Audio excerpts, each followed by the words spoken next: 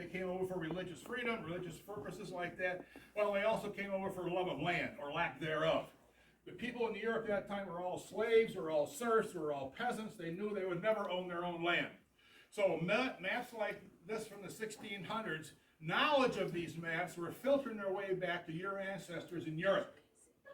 And all they had to do to get land of their own,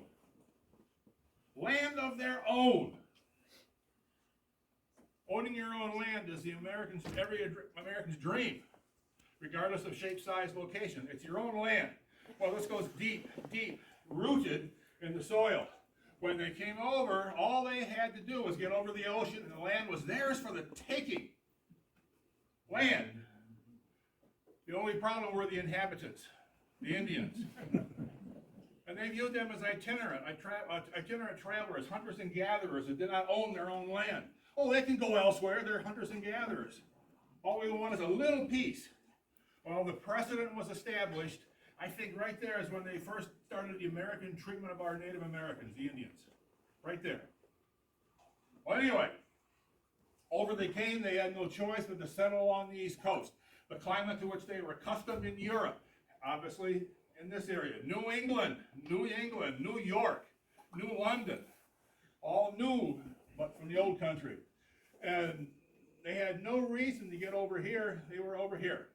And their population grew. The 11th commandment is the only one the humans have kept. Genesis chapter 1, it says, God said, go forth and multiply. And we've done that very, very well. Well, the people slowly moved west. Well, they had this massive barrier. They could not get over the Appalachian Mountains. Even if they could, there was no place to go, no roads, no places, no cities when they got there. But that East Coast grew and grew and grew, and they were forced to go west. Imagine, what would you take with you if you had to travel? We could spend 10 minutes on this picture alone discussing what they would take with you. They did not take food or water. They found that safely along the way. They took furniture, clothing, farm machinery, guns, ammunition, and seeds. Basic survival needs. These were our ancestors, your ancestors, and over they came. So eventually they got through the Appalachian Mountains, and that's I segue to my talk on the Erie Canal. New York was in the right place at the right time for the Erie Canal. Construction started in 1817, finished 1825, and the rest became history. Well, our first colony was right along in here. They didn't care about this area out here. It was west of the Appalachians. We have 3 mountain chains in New York that help comprise what we collectively call the Appalachians. What are they? Adirondacks, Catskills, and the Alleghanies, where we are sitting tonight. So all they had was down this area here. 1683, the British Crown County of New York is divided into 10 counties.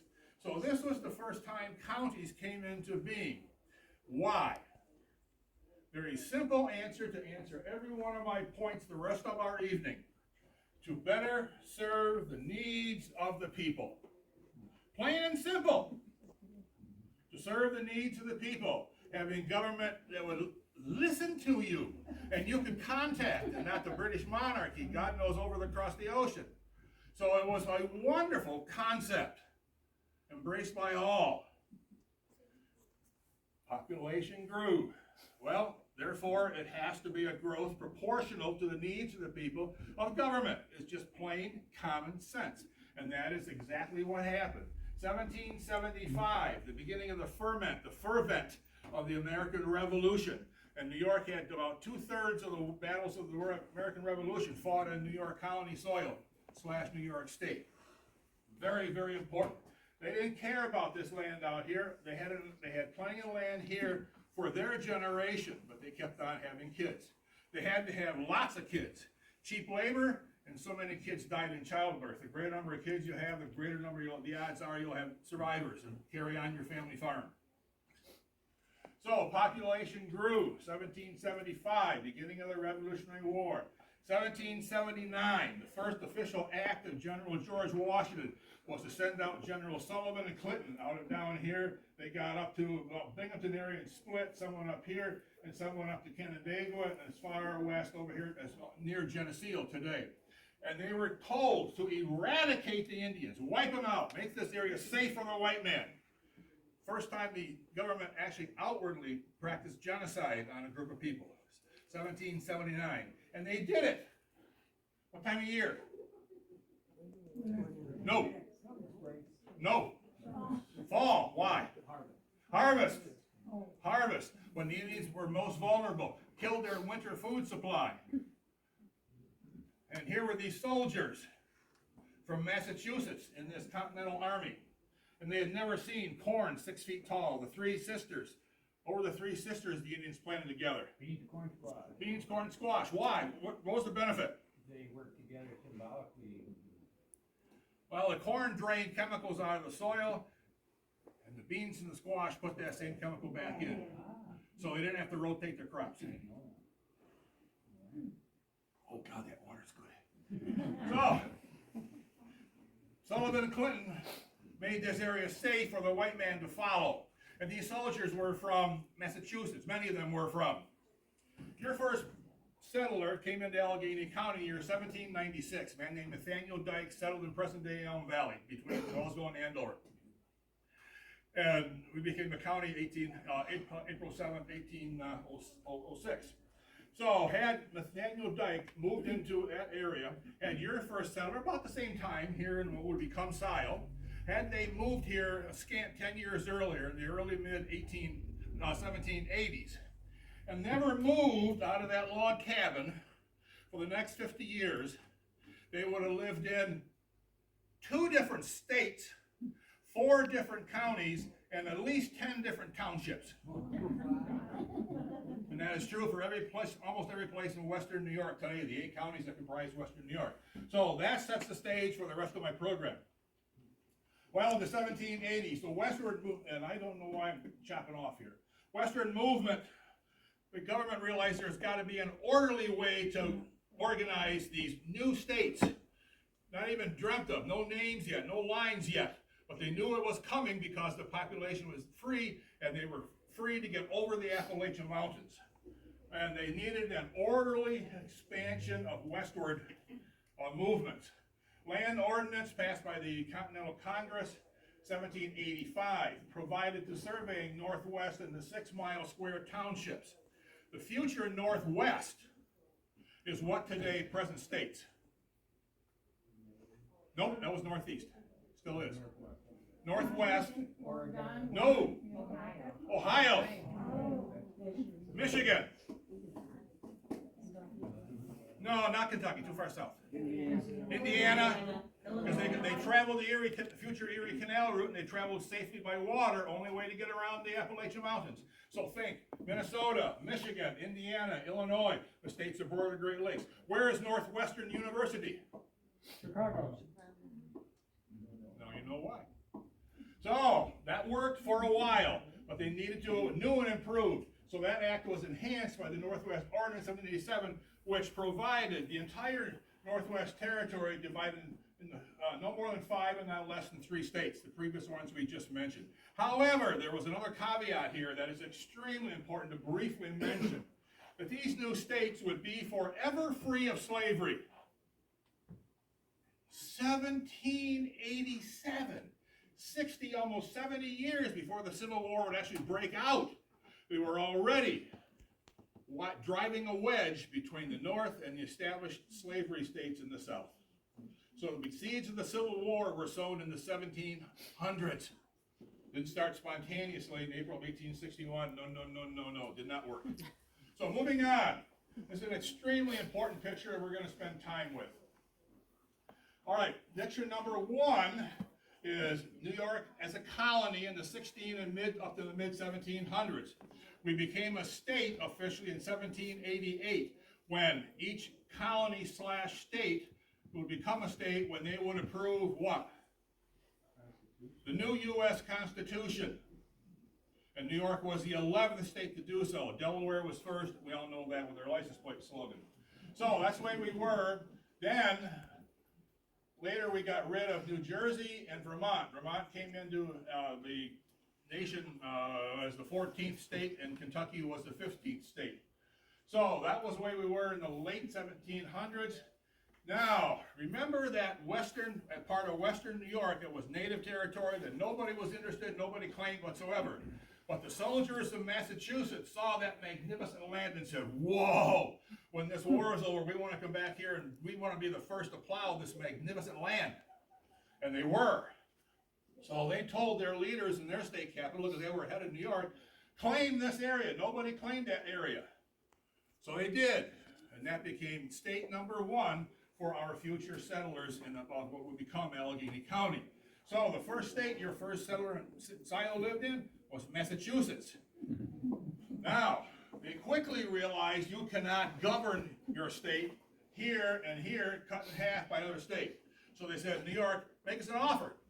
So New York bought all this land effective 1775, 1785, around in that era. Massachusetts surrendered their use to that area. The football playoff games were Sunday. We all aware of that. And if you didn't see your regular Sunday night program because of the football game, your TV show that night was temporarily emptied.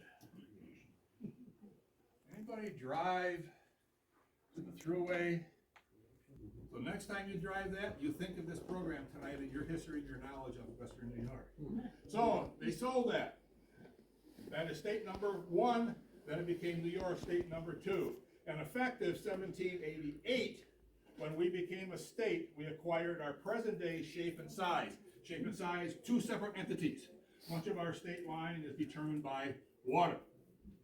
So, New York and Pennsylvania agreed about 30 miles east of Binghamton.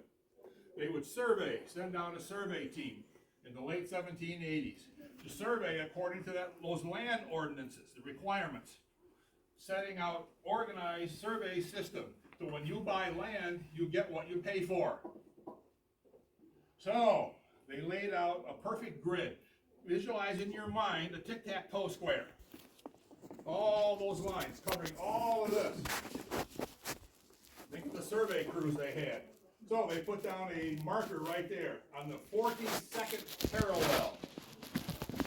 The 45th parallel is up in here someplace, which is about exactly halfway between the North Pole and the equator, 45, 0 to 90. So we're the 42nd parallel. All right, and they started out with a survey crew and put a good sized stone right there for the marker and went due west with survey chains in those days, exceedingly primitive. What am I talking? You're not going to hear. So every mile they put down a small stone and put a number on it. Every 6 miles they put a good sized stone and marked the 6 mile stone. At that point, right here, they sent survey crews north and they did lines back and forth here. So you can imagine how many men were involved in the equipment. So those stones are extremely important to delineate, mark your property. A word we use on a regular basis in our vocabulary is based on this process. When you turn 30, 40, 50, 60, well, 70, you reach a... That's where it comes from, gang, right there. So those stones are very, very important. When Bill Short was putting in the back 9 of Success Golf Course back in the late 1960s, he found one of the stones, and we have one in my office in Belmont, etc. It's wonderful stuff. So anyway, that is what happened. Were they close to being 42 degrees across there? Imagine what that was like. No roads, no paths, just massive trees, up and down hills, lakes, streams. Were they accurate? Well, we'll find out. All right, 1788. This was New York State, and these were our charter counties, if you will. A lot of familiar names here. Montgomery County was all of this. So if you were settling out here in the early days of Allegany County and Scio, and you wanted to record a deed or had jury duty, you had to hitch up old Dobbin and ride 2 weeks to get back to here. Hamilton County today is right there, about half the land size of Allegany County and about 50,000 people. So everybody here had to go back to the county seat, a little village called Fonda. Fonda. 8 generations later, they honored the native founders, a man named Henry Fonda, They erected a statue to Henry, and as I like to say at this point of this talk, you can talk to me about Henry and his son Peter. You do not talk to me about their daughter Jane. 20 years ago, that got a much bigger laugh. Everybody understood it. But anyway, that's what happened. So, you're out here, what are you going to tell the people in Albany, state capital? We can't spend 2 weeks away to record a deed in the middle of planting or harvesting. What do? The state said, we will make you more counties. So, lo and behold, they did. Where do you think they split the line? Right there. So, this is county number 1, Montgomery County, still there today. So, county number 2, Ontario County. County seat, city of, still is today, city of Canandaigua. You go up Route 21, and you come across the valley and that beautiful gold dome of the county seat for Ontario County. So if you want to know who owned the land here in 1788, 1789, 1790, you have to go to Montgomery County to see the deeds. You want to know who owned the land since 1790, you go to Canandaigua for your genealogy research on your land, your properties. The surveyors have to do this. This is why surveys are so expensive. So, look at the change in a few years. More people, more counties being created to serve the people. Preemption line, this sign used to be in Geneva, right? Preemption line road in 5 and 20.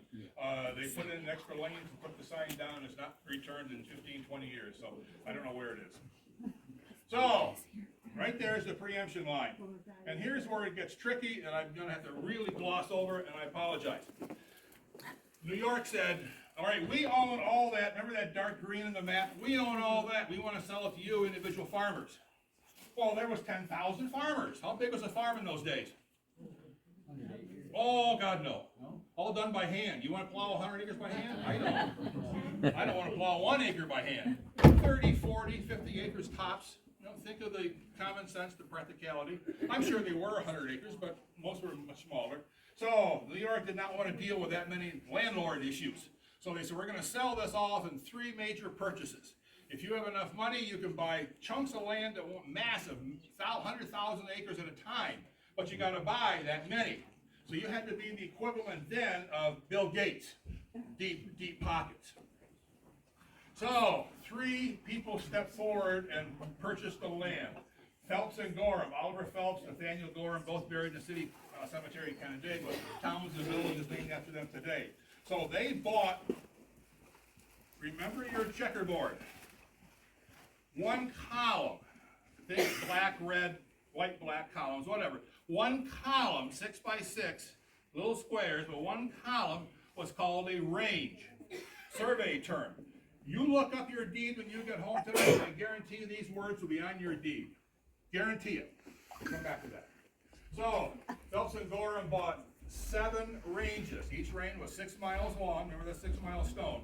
So they bought 42 miles this way and what, 100, 120 miles that way? I have no idea. So they bought that with the idea of making money to subdivide. They would subdivide down to the lowest common denominator farm of 30, 40, 100 acres, whatever. And that's what happened. Here in what would become middle of Allegany County, there's our Genesee. Robert Morris, the chief financier of the Revolutionary War, bought 2 ranges of land, meaning 12 miles. Holland Land Company, Dutch bankers from New York City. The first name of New York City was New Amsterdam. New, then the Dutch and the English took over. So they're out here, and their headquarters are still the Holland Museum in downtown Batavia. And you can go to that building now. It's fantastic, rich history. I know right where it is. My car used to stop there every time because it's right across from a Dunkin' Donuts for coffee. So, anybody look up that Elvis Presley Beatle? Any chance? Oh. Okay. You can take my word for it, of course.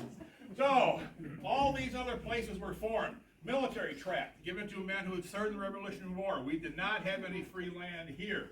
That happened again in the Civil War with Lincoln and the Homestead Act of 1863 out west, etc., etc. Another story, another program, another night. So we're concerned right here. This is the early survey instruments they used. They're on display occasionally at the Buffalo and Erie County Museum in downtown Buffalo. Surveyors' instruments, and a lot of familiar names were the early surveyors in our area in charge of the hundreds of men. Joseph Ellicott, Ellicott Square, downtown Buffalo, Ellicottville, where they used to have skiing before we didn't have snow, or did have snow, et cetera, et cetera. So a lot of famous names there were early surveyors. So this is what would become our, what we call Western New York. 1788, Montgomery County was formed. 1790, Ontario County was formed. 1802, they cut Ontario County somewhat in half and created Genesee County. All of this, including us, all this was Genesee County, 1802, till we were the first ones to split. The people generally came up the Susquehanna watershed, up this way, and settled down here. So we had the first people here in what would become Western New York because of the presence of the water, easier transportation. So this is what it was, these were the future counties. So this was Genesee. So from 1802 to April 7th, 1806, to find out who owned your property, you had to go up here to the city of Batavia. County seat still is. That's where those records are. Belmont records of your land sales start April 7th, 1806 in the county clerk's office, and they're all online now for you to peruse. So, population increased. More needs were needed for the people. Better government, closer at hand. So, they started making more and more counties. Make a long story short, this is up overlooking Alma Pond, and it's on private oil land lease property. You do not go up there without permission. Your life could be in danger. So a very, very good friend took me up there on Super Bowl Sunday in 1994. His name was Jim Eucken, became our county judge, and very, very good friend to many of us in Belmont. And he got permission to go up there, so we did. We borrowed this is 1994, technology-wise, primitive.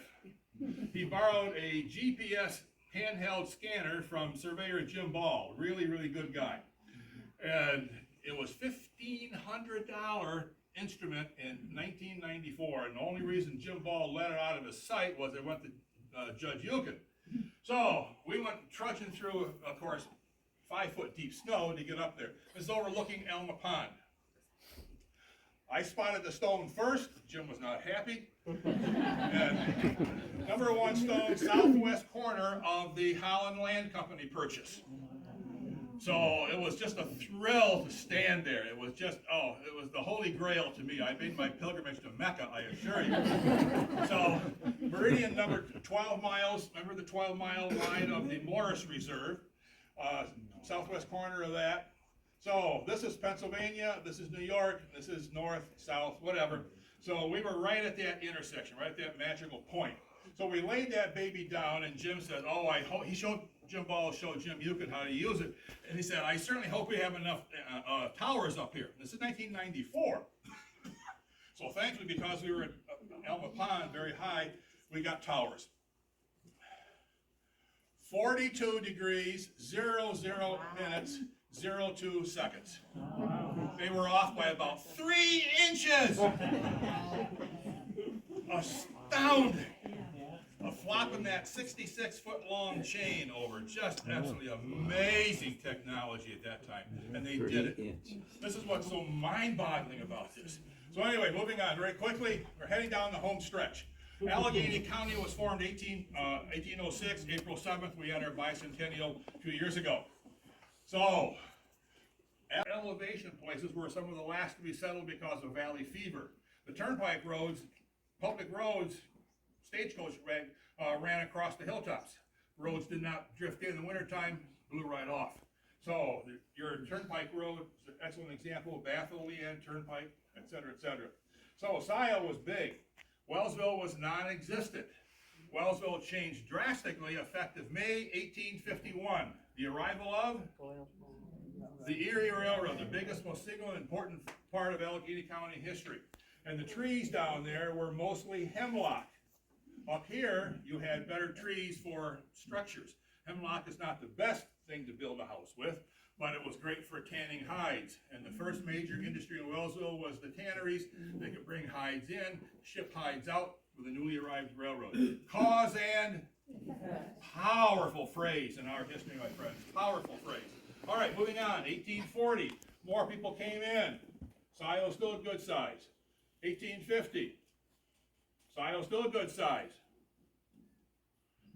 Look at the development of the 6x6, like that master plan of 1785 and improved 1787.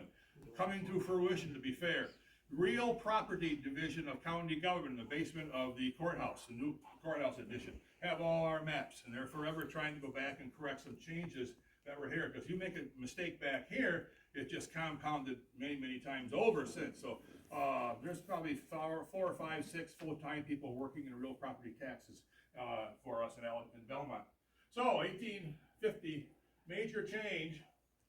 1860, town of Scio greatly reduced. Wellsville formed. 1856, town of Ward, named after a very prominent family. Judge Ward. We had a U.S. Senator Ward from Belmont. Many Albany representatives Ward from Belmont.